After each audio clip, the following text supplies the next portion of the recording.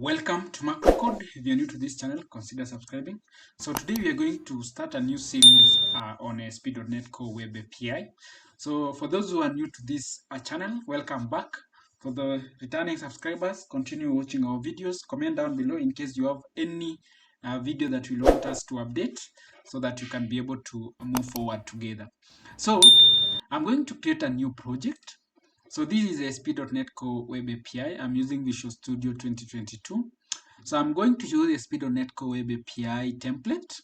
So if I just create new, so I'm going to say this is employees management web API. I'll click next. Then I'm using .NET 7.0 standard term support. Then we allow configuration for HTTPS. I'm going to use controllers and I enable Open API support. So if I just create our project, so we'll have our project created as you can see. So we have our weather forecast model which has the date. This is just a simple model to show us how our API will look like. Then we have our program.cs file. We have our controllers, that is a weather forecast controller, and we have our launch settings.json. So on these we have the profiles and even the port that our API will be running on. So if I just launch our API, we should be able to see our API up and running. So you can see we have our employees management web API. We have a weather forecast. If I try this out, we'll have a simple sum of the dummy data based on the weather forecast controller. So if we just go back, I want us to rearrange this. I want us to create a default, that is a template, a folder called models. So we need to stop our API here. Then we can rename this called it models. Then let's move the weather forecast model to our models folder. We can allow that. So you can see this is where our weather forecast is. So for our API under controllers, I want us to give a folder called v1. So we'll have our version 1 controllers there. So for those who want to do API versioning, so remember to watch these videos, then you'll be able to see how we are going to do that. We can also have another folder called v2. So that will be our version 2 API. So assuming you have created an API and you don't want to disrupt any operations within for those who are using the API, you should actually be versioning your API so that you don't cause distraction for the services that are ongoing before actually rolling out the API. So I want us to create a model called our employee. So we are actually creating a model for employees. So I'm going to create a model here called employee. So calling this employee. Then on our employee, I'm going to define some of the fields. So I'll say this is a public int, then ID. So we are going to use code-based approach to actually link this to our database. So this is string. So I'll say this is first name. Sorry. Yes, that already exists. So we need to rename it. So then I can say I want middle name. This is still string. I also want a string. Then I can say this is last. So I'm going to say this is last name. So if I do that, I can also have email address. So I'll say string. Then I can say this is email address.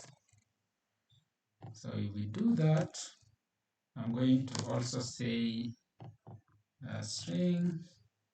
Can say this is, we can actually do int. Then we say we want phone number. So this will be our phone number. Can also do string, and we say country, where the employee is coming from. Then we can also say string. Then then you can do city. You can also do, so we have the first name, middle name, last name, email address, phone number, country. Then you can actually do, you can say string, then you can have a full name. So you'll do full name. So full name will be, so you can actually get full name from our first name and middle name. So you'll say this is, can do that, and we do that, then we do this, then we'll say first name, then we have, can do that again, we say middle name. Let me just zoom this in. We say this is middle name, then sorry, so I can also do here last name. So that is our full name. So that is our controller. So that is our model. Sorry guys. So for those, so for us to proceed, and I want us to do something. I want us to add some nuggets in our project. So right click on the dependencies, then we say manage nuggets. So I want us to add entity framework core. I want us to add entity framework core. So this is it. So we are installing the latest stable version. So if we do that, then when you see this green icon, that means it has been added, and you can actually verify it under packages.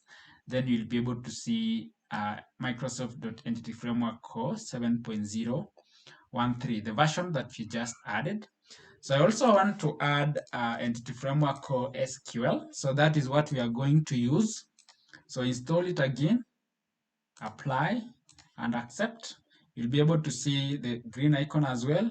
Another thing I want us to add is Entity Framework Core tools. So if we do that, apply and accept, you'll be able to see the green icon, and you can verify on this other side. I also want to add this design, Entity Framework Core design. So accept, you'll be able to see that we have these nuggets. So those are the nuggets that we require for this episode. So the next thing that you are going to do, I want us to create a DB context. So I want us to create a folder that will, so we can call this database. So on this folder, I want us to create a class and call it application DB context. Application DB context. So on our application DB context, this should inherit from DB context. So you say DB context. So if we do that, we need to import Entity Framework Core.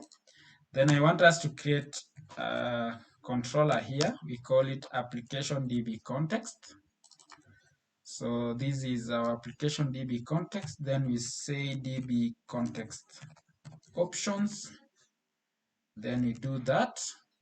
So if we do that, we'll have our DB context options there. Let me try to minimize this so that you have a better view. So if we do that, you can see our application DB context is already created. So the next thing here, I want us to have public DB set. Then we can have employee. So if we have the employee, then we say employees, then that is it. So this is our database, that I mean the table that will be created when we do the migrations. So before we actually do the migrations, I want us to configure our database connection. So come to app settings. So on our app settings, we need to do the connection string. So we'll do default. So we can give in the name of our connection string. We'll say default connection. Then here we'll say the server. We need to give the name of our server. So this is my SQL. I'm using Microsoft SQL Server Management Studio. So my server name, this is my server name. So I'm going to just copy it and paste it here. Then I need to connect this to a database. So I'm going to say database, database, sorry. So the name of the database that we want to connect to. So I've just created a database called employee API. So this is the database. So it doesn't have any tables, as you can see. So I'm going to copy this database name and append it here. Then I'm also going to say I want to allow multiple active result sets. So I'll set this to true. And also I want to allow trust server certificate. I'm going to set this to true. True. So after I'm done that, I think this is now how, so you can see how my connection looks like. So the next thing that I'm going to do is to define this on our program.cs file. So I'm saying builder.services.add a DB context. So the application DB context is what we just created here, which it has the employees table. Then we are using SQL Server. So I'm going to get the default connection. Ensure this connection name is the same as on this connection. Then the next thing is we are going to use this application DB context for any migrations. So after we have done that, the next thing that you're going to do is to add migration. So click on tools, then a NuGet package manager. So you'll be able to see this window here. So we have two very important commands called add migration. Then you give the name of the migrations. We say initial migration. So these will actually generate some SQL statements to create our table.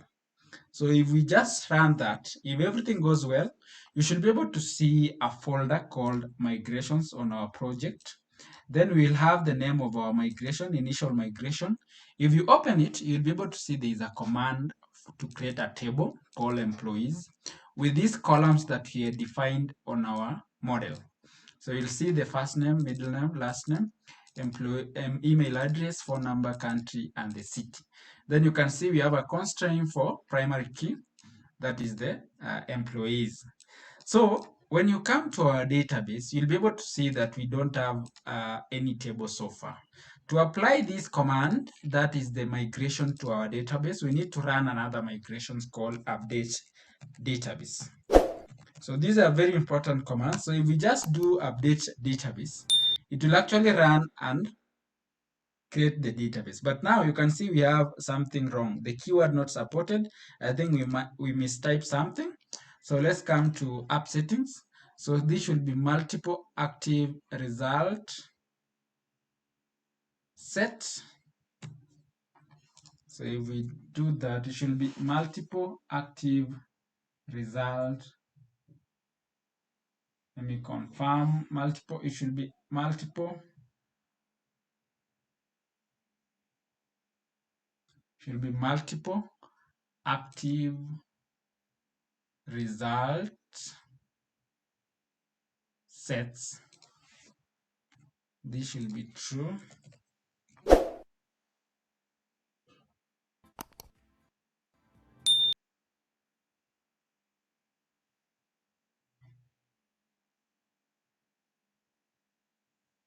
Then trust server certificate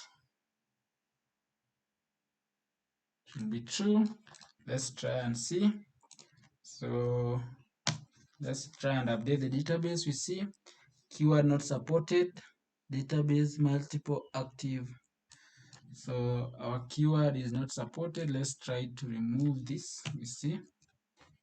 So if we just do update database, I think there's something wrong. Yes, actually it is not that. I've seen where the issue is. So our database, we should actually define it using an equal sign. So that is how we should actually do. Then multiple active result sets was fine. Then trust server certificate is true. That should also be fine. So if we do that, even the server name we should actually define these using equals. Sorry for that. So if we just clear this, then we update the database. Everything should go on well. So let's see.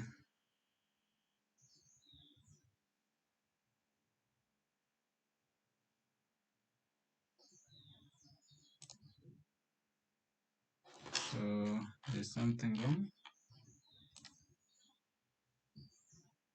Login failed for user. So I want us to add here, I want us to add something called trust connection. Then we say true. Then I want us to rebuild the project and see what is the errors.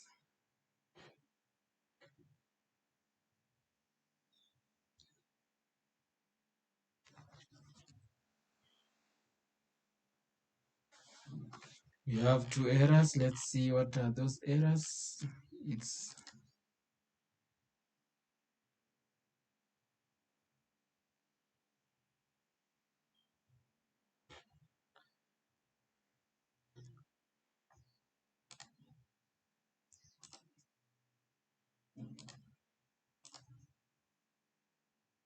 so I've cleaned the project and rebuild. So let's try to now run the migration. So let's run the updates database command. Keyword, I think should be trust. Yes, should be trust. So that's fine. So let's proceed and update the database. The connection not supported. This actually should be trusted. Should be trusted connection. So let's clear this. Should be trusted connection. So if we update, you can see our command is running. As you can see, we have the create database table. These are actually SQL statements. And you can see it has actually inserted the migration. So if we go to our database, we should be able to see 2 tables. We have the employees table and the migrations table. So you can see all our fields: first name, ID, middle name, last name, email address, phone number, country, and city are already there. Then we have our employees, that is the EF migration. So you can see the first migration name, initial migration is there, and this is the version that we have. So that is it for adding the migration. As you can see, that is a simple way of creating tables using the code-based migration approach. So the next thing that I want us to do is to create the controller. So come to our folder for under controllers version 1. Then let's create the controller. So API, then API controller with actions using Entity Framework Core. Then we are going to use the employees controller. Then the application DB context. So if we click add, it will actually generate the code for us, all the actions for our API. So let's wait and see. So for those who are new to this channel, consider subscribing. Like the video, comment down below in case you will want us to do more videos about this series. So we are going to do a series about ASP.NET Core Web API. So if you can see, we have our employees controller. You can see we have the get employees by ID. Then you have the put employee, that is updating. Then post, adding new employee records.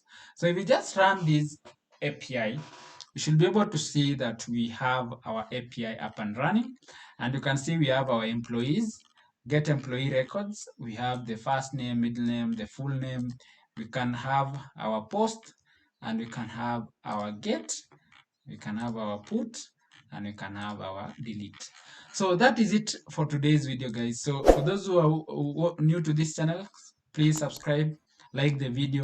We actually notice 90% of you guys are watching our videos and you don't subscribe. So see you on our next series. So this is episode 1 of ASP.NET Core Web API series. See you in our next video. Bye.